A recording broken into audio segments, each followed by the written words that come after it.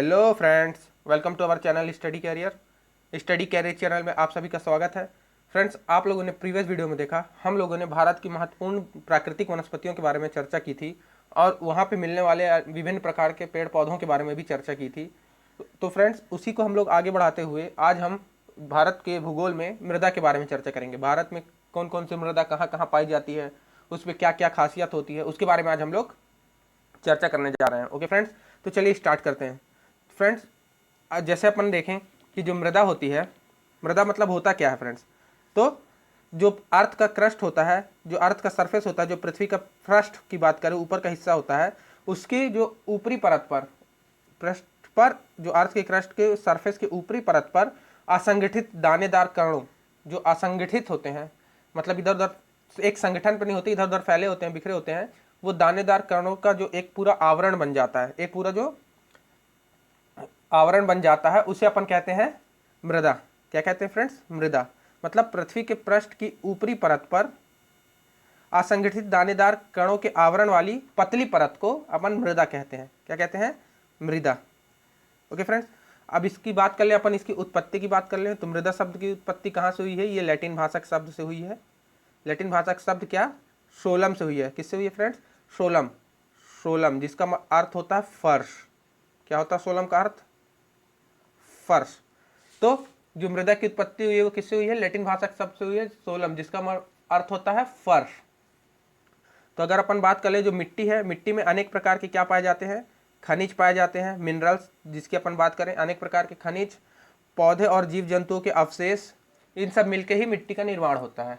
Okay friends, अब आप बात कर लेते हैं। देखिए, अब बात करते हैं वनस्पतियों। जब मैंने आपको वनस्पतियां बताई थी, तो देखिए वनस्पतियां क्या काम करती है। वनस्पतियां जो है मिट्टी में ह्यूमस एक प्रकार का जैविक पदार्थ होता है, ह्यूमस की मात्रा बढ़ाती हैं या कम करती हैं।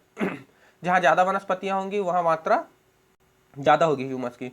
ऐसा आप कह सकते हैं कि ह्यूमस का निर्धारण करती है। वनस्पतियां मिट्टी में ह्यूमस की मात्रा का निर्धारण करती है, और जो ह्यूमस होता है वो क्या करता है? मिट्टी की उर्वरकता को बनाए रखता है, मिट्टी की जो फर्टिलिटी है उसको बनाए रखता है।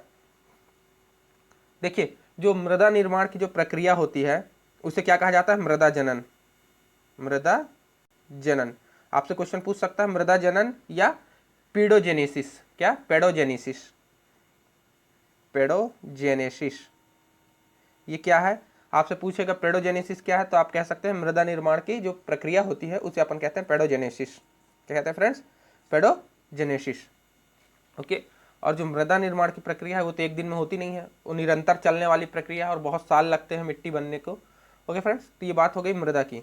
अब देखिए आगे अपन बात कर लेते हैं मृदा में किन किन कारणों का प्रभाव पड़ता है, किन किन कारक, क्या क्या कारक होते हैं जिस कारण से मृदा बनती है। तो देखिए, पहला है मूल पदार्थ। क्या है? मूल पदार्थ, जिसको अपन कहते हैं पेरेंट रॉक। क्या फ्रेंड्स? Parent rock. तो देखिए, कोई रॉक तो होगी, कोई चट्टान तो होगी जो घिस घिस के कट कट के टुकड़ों में, फिर छोटे छोटे पार्ट में रबे में बदलेगी, तो फिर उससे मिट्टी का निर्माण होगा या मृदा का निर्माण होगा फ्रेंड्स। उसके बाद अपन बात कर लेते हैं धरातलीय दशा। धरातलीय दशा मतलब किस प्रकार की वहाँ पे जो है अर्थ के ऊपर, वहाँ पे जो जगह पे कैसा आप कह सकते हो वो है, जगह है, क्या प्लेन है कि हिली एरिया है, पर्वतीय एरिया है, ऊंचाई पे स्थित है, ढलान है, तो उस पर भी निर्भर करता है। जैसे ढलान वाले इलाके की में जो मिट्टी होगी वो ज़्यादा कटेगी, ज़्यादा बह के आएगी, तो ये परत पतली होगी यहाँ पे। और जैसे प्लेन वाले इलाकों में बात कर ले, मैदानी भागों में मिट्टी जमा होती जाएगी तो यहाँ चौड़ी मोटी परत हो जाएगी। उस तरीके से अपन तीसरी बात करें प्राकृतिक वनस्पति। प्राकृतिक वनस्पति भी मृदा का निर्माण में प्रभाव डालती। मैंने आपको बताया कि उसी से अपन क्या ह्यूमस की मात्रा डिसाइड होगी, जैविक पदार्थ की मात्रा डिसाइड होती है कि कितने ज़्यादा ह्यूमस है कि कितना कम है। उसके बाद जलवायु, क्लाइमेट का भी बहुत बड़ा असर पड़ता है फ्रेंड्स। किस पे? मृदा के निर्माण पे। और समय देखिए, मृदा निर्माण की जो प्रोसेस है, जो प्रक्रिया है, वो बहुत लंबी प्रोसेस है। कुछ कई लाख साल से चली आ रही है मृदा निर्माण की प्रक्रिया। तो ये कोई छोटी मोटी प्रोसेस नहीं कि आज आपने देखा तो चट्टान थी, कल सुबह जाके देखे तो वहाँ पे मिट्टी है, पूरी मृदा बन गई है। इसकी लाखों साल लगते हैं मृदा बनने में।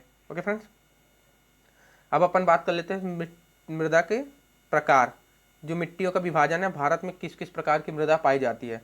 तो देखिए friends, ICAR Indian council of agriculture and research, मतलब भारतीय कृषि अनुसंधान परिषद ने, क्या, Indian council of agricultural research, भारतीय कृषि अनुसंधान परिषद ने क्या किया है, 8 प्रकार से, कितने प्रकार से, 8 प्रकार से मिट्टियों का जो विभाजन किया है।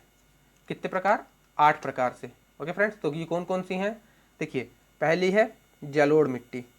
कौन सी, जलोढ़ मिट्टी, जिसको अपन बोलते हैं एलुवियल सॉइल, एलुवियल सॉइल। दूसरी है ब्लैक सॉइल, काली मिट्टी। तीसरी है लाल पीली, इसको एक ही साथ बोला जाता है फ्रेंड्स, तो ये है रेड येलो सॉइल, रेड या येलो। उसके बाद है लेटराइट सॉइल, लेटराइट मिट्टी। फिर पांचवी पर्वतीय मिट्टी। छठवीं शुष्क और मरुस्थलीय मिट्टी, ये जो मरुस्थल में पाई जाती है, मरुस्थलीय मिट्टी। सातवीं लवणी व क्षारीय मिट्टी, लवणी व क्षारीय मिट्टी, मतलब acidic and basic soil. Okay friends. और आठवीं है पीट या दलदली मिट्टी, जिसे अपन जैसे क्या, मार्शी सॉइल या लोमी सॉइल, पीट या दलदली मिट्टी, मार्शी सॉइल। ओके फ्रेंड्स, तो ये 8 प्रकार की मिट्टियां हैं जो किसने डिसाइड की है, ICAR ने, Indian council of agricultural and research ने। उसमें से फ्रेंड्स इसमें देखिए कुछ कुछ महत्वपूर्ण, कहाँ कहाँ पे कौन कौन सी मिट्टियाँ पाई जाती हैं, फिर अपन उसके बारे में डिटेल में चर्चा करते हैं कि कौन कौन सी मिट्टी की खासियत क्या है और ये इसकी खासियत क्या क्या है, अपन इस बारे में बात करेंगे। ओके फ्रेंड्स, तो देखिए सबसे पहले आप देख लीजिए यहाँ पे ऊपर वाले हिस्से पे,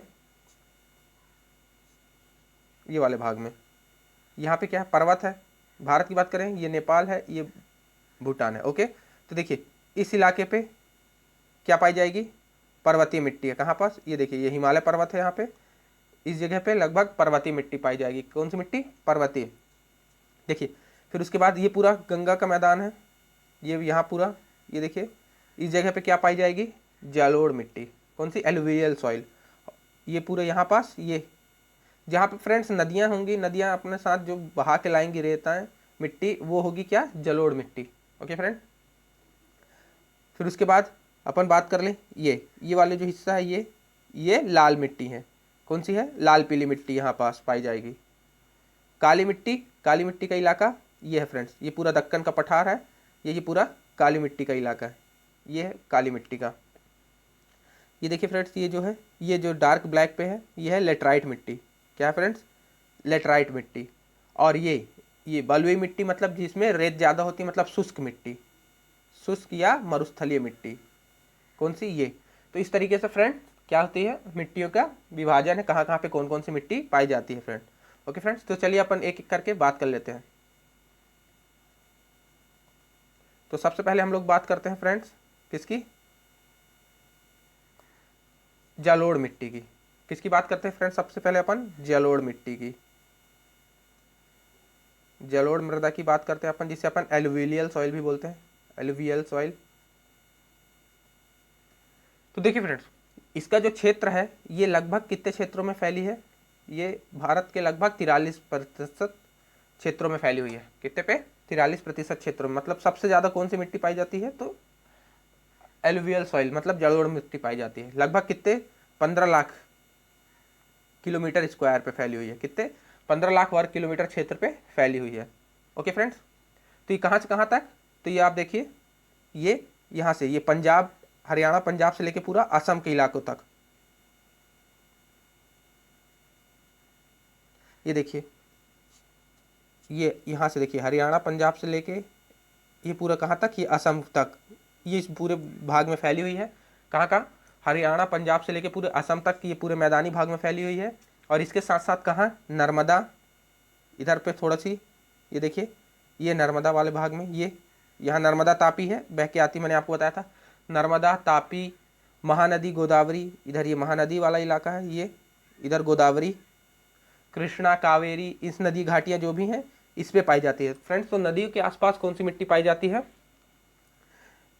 जलोढ़ मिट्टी पाई जाती है। ओके फ्रेंड्स, देखिए और अपन अगर बात कर लें किसकी, जलोढ़ मृदा की, देखिए इसे 2 भागों में बांट दिया जाता है। कितने भागों में फ्रेंड्स, ये संरचना के आधार पर इसे दो भागों में बांटा जाता है। कौन कौन सी? एक है बांगर, मैंने आपको बताया भी था, एक है बांगर, कौन सी फ्रेंड्स? एक है बांगर और एक है खादर। बांगर और खादर, इसको दो भागों में बांटी जाती है। किसको? एलुवियल सॉइल मतलब जलोढ़ मिट्टी को। तो देखिए जो पुरानी मिट्टी होती है उससे बोलते हैं अपन बांगर।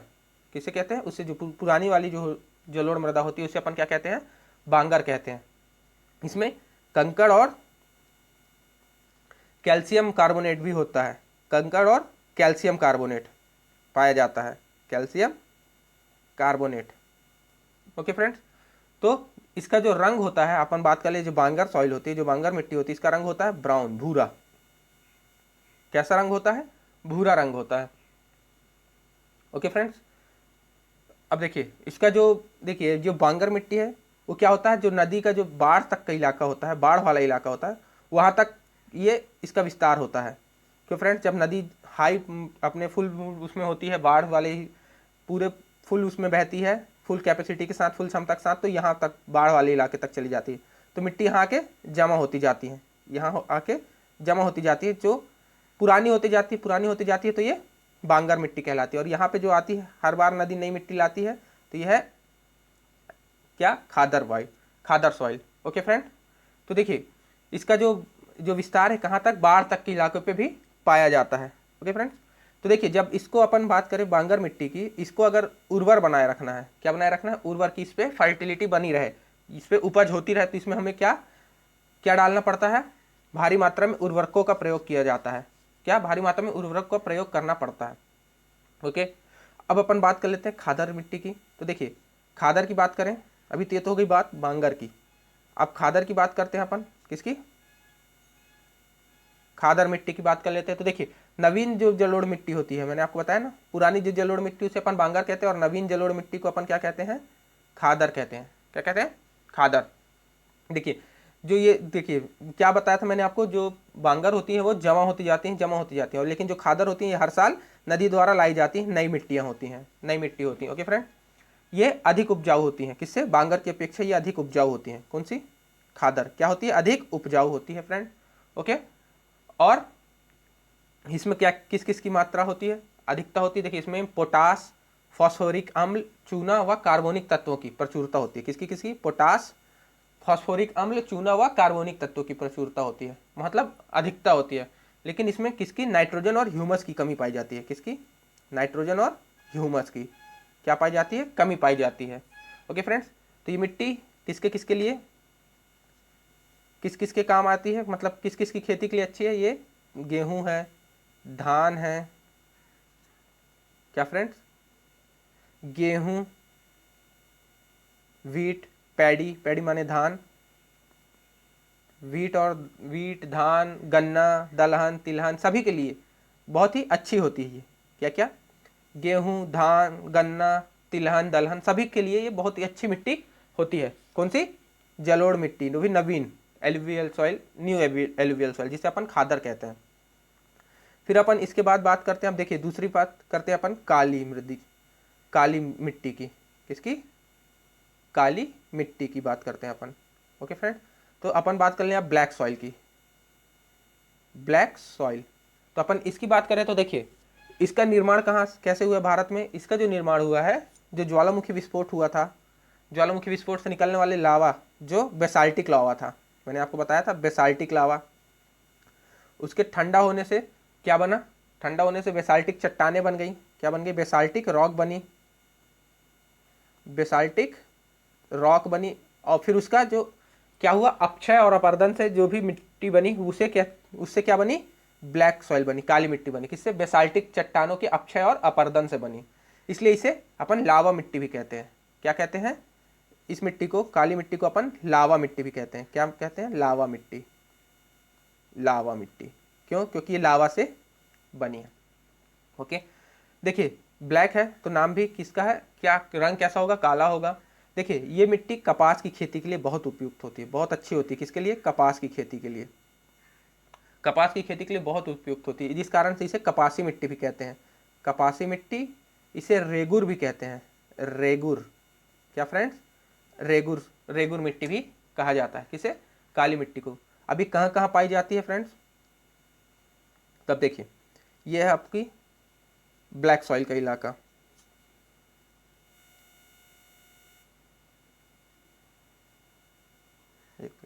ये है आपके ब्लैक सॉइल का इलाका। देखिए ये वाला हिस्सा है पूरा, ये जो हिस्सा है ये काली मिट्टी का इलाका है। तो देख लीजिए कहाँ कहाँ पाई जाती है। ये मिट्टियाँ पाई जाती हैं महाराष्ट्र में, सबसे ज़्यादा हिस्सा तो इसका महाराष्ट्र में है, महाराष्ट्र में। उसके बाद गुजरात में कुछ हिस्सा गुजरात में है, महाराष्ट्र, गुजरात, राजस्थान, मध्य प्रदेश, छत्तीसगढ़, ये मध्य प्रदेश, छत्तीसगढ़, ओडिशा, आंध्र प्रदेश और भी लगभग जगह में पाई जाती है। कितने एरिया में फैली हुई है ये? 5.46 लाख वर्ग किलोमीटर में। कितने में फैली हुई है? 5.46 लाख वर्ग किलोमीटर में फैली हुई है। ओके फ्रेंड, इसमें आप एक बात करें जिसमें टिटेनीफेरस मैग्नेटाइट की बात कर लीजिए। ये क्वेश्चन इंपॉर्टेंट है फ्रेंड्स, ये आपसे पूछा जा सकता है। क्या फ्रेंड्स? टिटेनीफेरस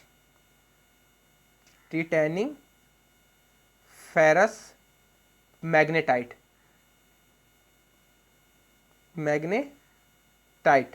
इसकी ये जो है, इस तत्व की अधिकता के कारण ये तत्व इस पे पाया जाता है, जिस कारण से इसका रंग क्या हो जाता है? काला। तो आपसे पूछा जाएगा कि ब्लैक सॉइल का काला रंग किस कारण से होता है, तो आप बताएंगे टिटेनीफेरस मैग्नेटाइट की, उसके कारण इसका क्या होता है? रंग काला हो जाता है। अब इसकी अधिकता बात कर लेते हैं। तो देखिए इस मिट्टी में किस किस की प्रचुरता पाई जाती है? इस मिट्टी में लोहा, आयरन की, किसकी? लोहा की, चूना की,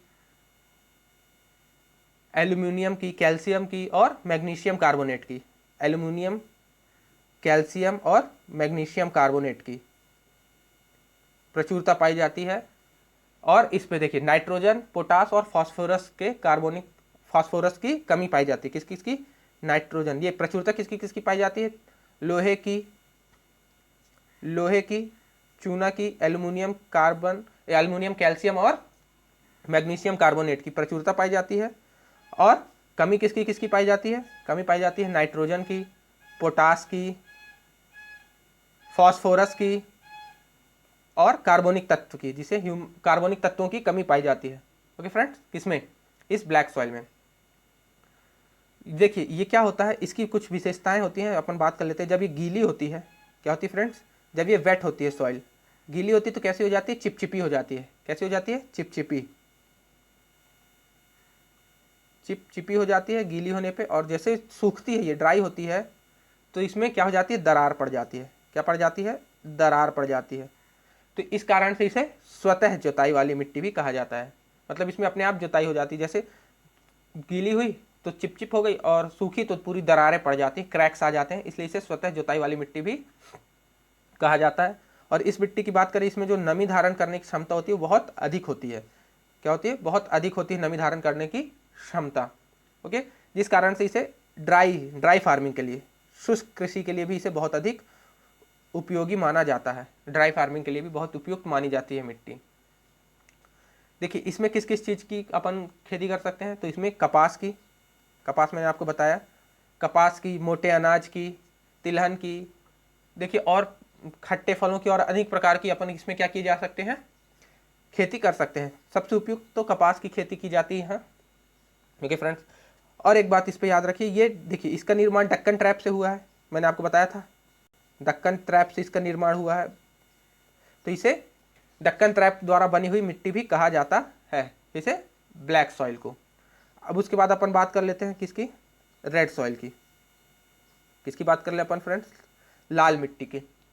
लाल मिट्टी की बात कर ले तो ये देखिए, जो ये प्राचीन क्रिस्टी शैलें होती हैं, प्राचीन जो क्रिस्टली मतलब क्रिस्टल टाइप की रवेदार शैलें, जो पत्थरें, चट्टानें थी, उनके अपक्षय और अपर्दन से ये निर्मित हुई है, ये बनी हुई है। कौन सी मिट्टी?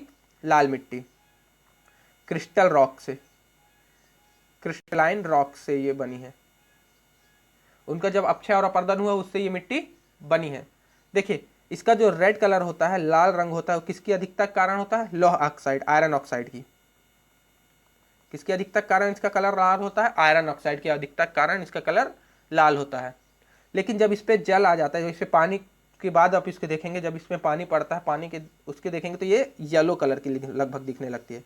कैसे दिखती है? येलो कलर की दिखती है, इसलिए इसे लाल और पीली मिट्टी भी कहा जाता है ना। ये इसकी बात करें, ये बहुत ही निक्षालित मिट्टी होती है। निक्षालित मतलब लीच्ड मिट्टी होती है। लीच्ड क्या? लीच्ड। लीच मतलब क्या होता है? एक लीचिंग प्रोसेस होती है फ्रेंड्स, जिसमें क्या होता है, जो इसके मिनरल्स होते हैं, पानी के कारण, पानी बहुत ज़्यादा आता है बरसात के कारण, और पानी के कारण इसके मिनरल्स बह जाते हैं या नीचे चले जाते हैं, अंदर चले जाते हैं। इस प्रोसेस को अपन कहते हैं लीचिंग। हट जाना, मृदा का निक्षालन हो जाना, मतलब उसके जो मिनरल्स हैं, जो क्या बोलते हैं, मिनरल्स का निक्षालन हो जाना, नीचे चले जाना या बह जाना कहलाता है लीचिंग। ओके फ्रेंड, अब देखिए इसमें क्या होता है, सतह ऊपर का रंग तो लाल होता है, लेकिन अपन नीचे जाएंगे, जैसे जैसे नीचे जाएंगे तो यह येलो दिखता है, येलो पीली दिखती है। ये लगभग भारत के कितने भागों में फैली हुई है, इसकी बात कर लें तो ये भारत के लगभग 5.18 वर्ग लाख किलोमीटर स्क्वायर पे फैली हुई है। 5.18 लाख वर्ग किलोमीटर पे फैली हुई है। ये किस टाइप की मिट्टी है? ये एसिडिक सॉइल है। कैसी? अम्लीय प्रकार की मिट्टी है। ओके फ्रेंड्स, जिसमें किस किस की कमी, किस किस की उपलब्धता होती है और किस किस की कमी होती है। तो देखिए इस मिट्टी में, देखिए आप लोगों ने गौर किया होगा अभी तक, नाइट्रोजन, फास्फोरस और ह्यूमस, नाइट्रोजन और फास्फोरस की कमी तो लगभग मिट्टियों में है। नाइट्रोजन, फास्फोरस और ह्यूमस की कमी पाई जाती है इस मिट्टी में, ठीक है। और ये क्या है कि देखिए उतनी ज़्यादा उपजाऊ नहीं है, ये उतनी ज़्यादा उपजाऊ नहीं है, इस कारण से इसमें सिंचाई की ज़रूरत पड़ती है। हमेशा सिंचाई की ज़रूरत पड़ती है उपजाऊ बनाने के लिए, इसमें अत्यधिक सिंचाई की ज़रूरत पड़ती रहती है। ये कहाँ पाई जाती है? तो ये देखिए, ये मिट्टी कहाँ कहाँ पाई जाती है? ये मिट्टी पाई जाती है तमिलनाडु, कर्नाटक, महाराष्ट्र, तमिलनाडु, कर्नाटक, महाराष्ट्र, आंध्र प्रदेश, तेलंगाना। देखिए इस तरीके से आप देखेंगे तो हर मिट्टी सब जगह पाई जाती है। तेलंगाना, मध्य प्रदेश के पूर्वी भागों में, मतलब मध्य प्रदेश के ईस्ट साइड, छत्तीसगढ़ और उड़ीसा तरफ पाई जाती है मिट्टियाँ। आप इसकी बात कर लेंगे तो ये लगभग देखिए भारत में हर जगह पाई जाती है। उसके बाद झारखंड, पश्चिम बंगाल, उत्तर प्रदेश के और राजस्थान के कुछ क्षेत्रों में भी ये पाई जाती है। देखिए तो अपन इसकी बात कर लें तो देखिए जो हाईलैंड है, उच्च भूमि है, उस पे इसमें, वहाँ पे इस पे बाजरा की खेती की जाती है। किसकी फ्रेंड्स? बाजरा, मूंगफली और आलू की खेती की जाती है। कहाँ? उच्च भूमि में, उच्च प्रदेश में। और जब निम्न प्रदेश की बात करें तो इसमें चावल, तंबाकू और सब्जियों की खेती की जाती है। देखिए अब इसकी बात करें तो मैंने आपको बताया कि इसमें जो घुलनशील लवण होते हैं, जो घुलनशील मिनरल्स होते हैं, सॉल्ट्स होते हैं, उसकी अधिकता पाई जाती है। किसकी? घुलनशील की, क्योंकि तुरंत घुलनशील हो जाते हैं तभी इनका ज़्यादा लीच हो जाती है मिट्टी। और मैंने आपको बताया था फास्फोरस की, कार्बनिक तत्व की, जैविक पदार्थ मतलब ह्यूमस की, चूना और नाइट्रोजन की कमी पाई जाती है। किस पे? इस मिट्टी पे, लाल मिट्टी पे। अब अपन बात कर लेते हैं लेटराइट सॉइल की। लेटराइट मिट्टी की बात करें अपन, लेटराइट मिट्टी की बात करें तो इसका जो क्षेत्रफल है लगभग 1.26 लाख किलोमीटर स्क्वायर है, वर्ग किलोमीटर है। किसका? लेटराइट मिट्टी का। ये देखिए कहाँ पे पाई जाती है? ये पठारों और ऊपरी भागों में पाई जाती है। भारत के जो प्रायद्वीपीय भारत के पठारी भाग हैं उस पे लगभग ये पाई जाती है, पठारी भागों पे पाई जाती है। ये इसकी उत्पत्ति कैसे हुई है? इसकी उत्पत्ति हुई है चूना और सिलिका के निक्षालन से। चूना और सिलिका के निक्षालन से इसकी उत्पत्ति हुई है। किसकी? इस मिट्टी की उत्पत्ति हुई चूना और सिलिका के निक्षालन से। देखिए लेटराइट मिट्टी का जो स्वरूप होता है वो ईंट के समान होता है, इसलिए इसे ईंट के उपयोग के लिए भी लेके आया जाता है। ईंट के बनाने के लिए उपयोग की जाती है लेटराइट मिट्टी का। किसका? ईंट। देखिए क्या होता है, जब भीगती गीली होती है तो ये कोमल होती है, सॉफ्ट होती है, और जब सूखती है तो ये हार्ड हो जाती है। हार्ड हो जाती है सूखने पे। कौन सी मिट्टी? लेटराइट मिट्टी। ओके फ्रेंड्स, देखिए ये तो नॉर्मली कहा जाए तो इसमें मिट्टी में होता कुछ नहीं है। ये झाड़ और चारागाह के रूप में उपयोग की जाती है। किस पे? झाड़ और चारागाह के रूप में, मतलब बुशेस, झाड़ियाँ और चारागाह, मतलब चारा कि उसमें ये क्षेत्र होते हैं यहाँ मिट्टी में। लेकिन आप इसमें उर्वरक का प्रयोग करके आप इसे किस तरीके के बना सकते हैं? चावल की खेती के लिए बना सकते हैं उपयोगी। चावल, रागी, काजू आदि की खेती के लिए बना सकते हैं। ओके फ्रेंड्स, तो इस मिट्टी में देखिए अब किस किस की प्रचुरता होती है, अब इस मिट्टी की बात कर लें किस किस की प्रचुरता होती है। तो इस मिट्टी में आयरन ऑक्साइड, आयरन ऑक्साइड मतलब लोह ऑक्साइड की प्रचुरता होती है, आयरन ऑक्साइड की, एल्यूमिनियम ऑक्साइड की, किसकी, aluminium oxide, iron oxide, aluminium oxide की प्रचुरता होती है। परंतु किसकी किसकी कमी होती है, मैंने आपको बताया नाइट्रोजन की कमी होती है। किसकी, नाइट्रोजन हो गया, फॉस्फोरिक अम्ल हो गया, फॉस्फोरिक एसिड हो गया, पोटास हो गया, चूना हो गया, और कार्बनिक तत्वों की कमी पाई जाती है। ओके फ्रेंड्स, अब ये कहाँ कहाँ पाई जाती हैं, तो ये पूर्वी घाट, पश्चिमी घाट, राजमहल की पहाड़ियाँ, सतपुड़ा और असम के आसपास के इलाकों में कुछ जगह में ये पाई जाती हैं। कौन सी मिट्टी, लेटराइट मिट्टी। अब इसके बाद अपन बात कर लेते हैं पर्वतीय मृदा की। पर्वतीय मृदा की बात करें अपन, पर्वतीय मिट्टी की बात करें तो इसे वनी मिट्टी भी कहा जाता है। क्या कहा जाता है, वनी मृदा भी कहा जाता है। किसे, पर्वतीय मृदा को। लगभग ये 2.85 लाख किलोमीटर स्क्वायर पे फैली हुई है। कितनी, 2.85 लाख वर्ग किलोमीटर स्क्वायर में फैली है। देखिए ये कहाँ मिलती है, हिमालय के घाटियों के जो ढलान है वहाँ पे ये 2700 से 3000 मीटर की ऊंचाई पे मिलती है। 2700 से 3000 मीटर की ऊंचाई पे मिलती है। कौन सी मिट्टी, पर्वतीय मिट्टी, ये पाई जाती है ना। देखिए अब जैसे जैसे जलवायु चेंज होगा तो इस मिट्टी की जो आप बोलते हैं प्रकृति, उस पर भी ये भिन्नता पाई जाती है। अभी ये इसे अपन निर्माणाधीन मिट्टी कहते हैं, इसका ये अभी निर्माणाधीन है, निर्माण इसका चल रहा है। ओके फ्रेंड्स, तो देखिए इस मिट्टी में, देखिए पर्वत की ये मिट्टी है तो पेड़ पौधे ज़्यादा होंगे, अधिकता होगी, जिस कारण से यहाँ इसमें ह्यूमस की मात्रा, मैंने आपको बताया था जैविक पदार्थ ह्यूमस, ह्यूमस की अधिकता पाई जाती है, अधिकता पाई जाती है, जिस कारण से इसका जो प्रॉपर्टी ये एसिडिक मिट्टी हो जाती है। एसिडिक है, ये अम्लीय मिट्टी है। इसका जो रंग होता है वो किस तरीके से होता है, रंग की बात कर लें तो अपन इसका रंग होता है गहरा भूरा, भूरा रंग होती है, डार्क ब्राउन, गहरा भूरा, गहरे भूरे कलर की मिट्टी होती है। देखिए अगर इसमें अपन को देखिए कृषि करनी है तो उर्वरक का प्रयोग करना पड़ेगा, उर्वरक का प्रयोग करके इसे कृषि के योग्य बनाया जाता है। ओके फ्रेंड्स, ये उस जगह पे पाई जाती है जैसे जहाँ पे चाय कॉफ़ी मसाले की बात की जाए तो उस जगह पे ये मिट्टी उसके लिए बहुत अच्छी है। अगर आप कहें तो खेती उस पर कर सकते हैं अपन, किसकी किसकी, चाय कॉफ़ी और मसालों की खेती कर सकते हैं इसमें। ओके फ्रेंड्स, तो ये कहाँ कहाँ पाई जाती है, तो एक कर्नाटक, देखिए जो पहाड़ी भाग है वहाँ पे पाई जाएगी। तो पहाड़ आप देख लीजिए कहाँ कहाँ है, कर्नाटक की बात कर लें, कर्नाटक है, तमिलनाडु है, केरल है, और कहाँ कहाँ है, मणिपुर है, जम्मू कश्मीर, हिमाचल प्रदेश के आदि भागों में ये मिट्टी पाई जाती है। ओके फ्रेंड्स, तो इस मिट्टी में किस किस की कमी होती है, इस मिट्टी में पोटास, फास्फोरस और फास्फोरस की कमी होती है। ह्यूमस की तो उपलब्धता होती है, पोटास और फास्फोरस की कमी होती है। ओके फ्रेंड्स, तो इसमें किस किस चीज़ की खेती की जा सकती है, तो देखिए अपन गेहूं की खेती कर सकते हैं, जौ की खेती कर सकते हैं, मक्का की खेती कर सकते हैं, और मिश्रित फलों की खेती की जा सकती है। किसमें, इस मिट्टी पे। अब अपन बात कर लेते हैं किसकी, मरुस्थलीय मिट्टी की। किसकी, मरुस्थलीय मिट्टी की, मरुस्थलीय मृदा की अपन बात कर लें। आप मरुस्थलीय मृदा की बात करें तो आप लोग देख लीजिए मैप में मरुस्थलीय मृदा कहाँ पाई जाती है। देखिए फ्रेंड्स,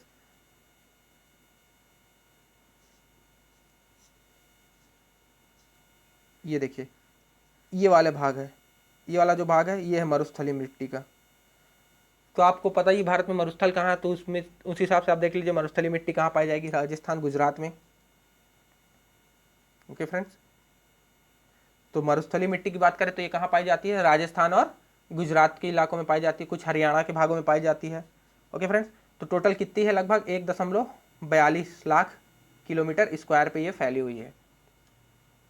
इसमें बालू की मात्रा बहुत अधिक होती है, बालू की मात्रा ज़्यादा पाई जाती है, इसमें बालू की अधिकता होती है, जिस कारण से ये मोटे अनाज के लिए, मोटे अनाज की खेती इसमें की जा सकती है। लेकिन अपन बात कर लेते हैं राजस्थान का एक इलाका है, कौन सा फ्रेंड्स, गंगानगर। राजस्थान का एक गंगानगर जिला है जहाँ पे सिंचाई की व्यवस्था उपलब्ध है, तो इस मिट्टी में गेहूं व कपास की भी खेती कर रहे हैं उन लोग। जबकि ये मोटे अनाजों के लिए सही है मिट्टी, पर इसमें सिंचाई की व्यवस्था है, कहाँ, गंगानगर इलाका है जिला, वहाँ पे सिंचाई की व्यवस्था है उनके पास, तो उन लोगों ने गेहूं की खेती करना चालू कर दिया इस मिट्टी पे, गेहूं और कपास की खेती कर रहे हैं। देखिए इस मिट्टी पे अपन बात करें तो जो घुलनशील पदार्थ होते हैं, घुलनशील लवण होते हैं और फास्फोरस की अधिकता होती है और कार्बनिक तत्व और नाइट्रोजन की कमी पाई जाती है। देखिए इसे अपन अनुर्वर कहते हैं। क्या कहते हैं? ये मिट्टी फर्टाइल नहीं है बिल्कुल भी। इस कारण से क्यों? क्योंकि इसमें ह्यूमस और जैव पदार्थ बहुत कम मात्रा में पाए जाते हैं। ह्यूमस की बहुत कमी होती है इसमें। किस मिट्टी में? मरुस्थलीय मिट्टी में। फिर अब अपन बात कर लेते हैं लवणीय और क्षारीय मृदा की। लवणीय व क्षारीय मृदा की बात करते हैं अपन, ठीक है। तो देखिए लवणीय और क्षारीय मृदा भी कहाँ पाई जाती है? राजस्थान, पंजाब, हरियाणा, उत्तर प्रदेश, बिहार, महाराष्ट्र, तमिलनाडु के आसपास के कुछ इलाकों में ये पाई जाती है। लगभग 1.70 लाख किलोमीटर स्क्वायर पे फैली हुई है। ओके फ्रेंड्स, देखिए सोडियम और मैग्नीशियम, अब इसमें इंपॉर्टेंट बात ये याद रखिएगा, इस पे आप बात याद रखिए क्या क्या? सोडियम और मैग्नीशियम। सोडियम और मैग्नीशियम की जो अधिकता होती है उस कारण ये मिट्टी किस प्रकार की हो जाती है? लवणीय हो जाती है। क्या हो जाती है? लवणीय मतलब। और अपन अब बात कर लेते हैं कैल्शियम और पोटेशियम। किसकी? सोडियम और मैग्नीशियम के कारण ये लवणीय हो जाती है और कैल्शियम और पोटेशियम के कारण ये क्षारीय हो जाती हैं। किसकी? कैल्शियम और पोटेशियम के कारण क्या हो जाती है? ये क्षारीय हो जाती है। सोडियम मैग्नीशियम के कारण लवणीय और कैल्शियम और पोटेशियम की अधिकता के कारण कैसी हो जाती है? क्षारीय हो जाती है। इस कारण से ये खेती के लिए अनुपयुक्त है, सही नहीं है। ओके फ्रेंड्स, देखिए कुछ इसके स्थानीय नाम है। स्थानीय नाम की बात कर लेते हैं। इस मिट्टी के कुछ स्थानीय नाम है, जैसे रेह। इस मिट्टी के कुछ स्थानीय नाम है रेह, कल्लर, रकार, ऊसर, कार्ल, याद रखिएगा चापेन। इसके कुछ स्थानीय नाम है रेह, कल्लर, रकार, ऊसर, कार्ल, चापेन। इसके क्या है? स्थानीय नाम है। देखिए इस मिट्टी की अपन बात करें तो देखिए इसमें अपन चूना और जिप्सम मिला के, क्या मिला के? चूना और जिप्सम मिला दें। इसमें क्या मिला दें? चूना और जिप्सम मिला के इसे अपन क्या कर सकते हैं? चावल और गन्ने की खेती के लिए बनाया जा सकता है। चूना और जिप्सम मिला के अपन सिंचाई कर दें इसमें, तो इसमें चावल और गन्ना जैसी फसलों के लिए इसे बनाया जा सकता है कि इसमें चावल और गन्ना जैसी फसल हो सके। ओके फ्रेंड्स, अब बात करते हैं अपन पीट और दलदली मिट्टी की। नेक्स्ट पार्ट है पीट व दलदली मिट्टी। पीट व दलदली मिट्टी की बात करें फ्रेंड्स तो ये आखिरी पार्ट है अपना, पीट व दलदली मिट्टी। देखिए आपको समझ में आ रहा है दलदली मिट्टी का निर्माण कैसे हुआ होगा? तो जब आर्द्रता बहुत ज़्यादा होगी, आर्द्रता बहुत ज़्यादा होगी किस पे?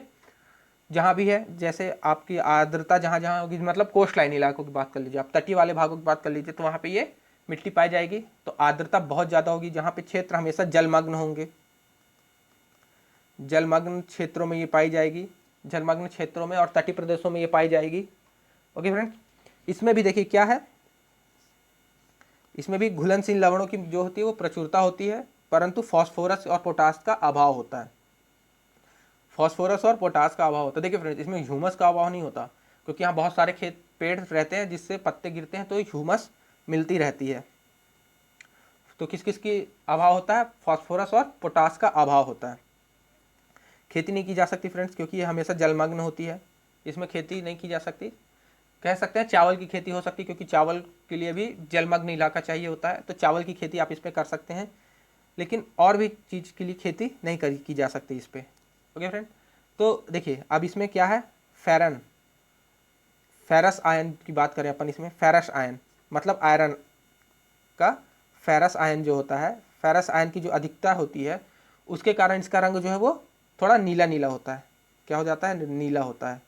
फेरस आयन के कारण इसका जो रंग होता है वो नीला होता है। और ये किस टाइप की मृदा होती है? एसिडिक टाइप की मृदा होती है। एसिडिक टाइप की मृदा होती है। किस टाइप की होती है? अम्लीय स्वभाव की मृदा होती है। तो इस प्रकार से फ्रेंड्स ये भारत की कुछ प्रमुख मृदाएं हैं और कहाँ कहाँ पाई जाती हैं आपको मैंने बताया। जैसे ये है तो ये तटीय भागों में पाई जाएगी, जो इलाका जलमग्न होगा वहाँ पाई जाएगी फ्रेंड्स। और मैप के सहारे मैंने आपको दिखा भी दिया कि कहाँ कहाँ कौन कौन सी मिट्टी पाई जाती है। तो फ्रेंड्स इस तरीके से हमारा ये लेक्चर खत्म होता है। आज का ये लेक्चर हमारा जो मिट्टी पे था ये समाप्त होता है फ्रेंड्स। अगर आपको ये लेक्चर पसंद आया है तो इस लेक्चर को लाइक करें, हमारे चैनल को सब्सक्राइब करें और इस वीडियो को अधिक से अधिक लोगों तक शेयर करें। ओके फ्रेंड्स, और आपको इस लेक्चर की PDF चाहिए तो हमारे टेलीग्राम चैनल स्टडी कैरियर को ज्वाइन कर लें। Okay friends, thank you.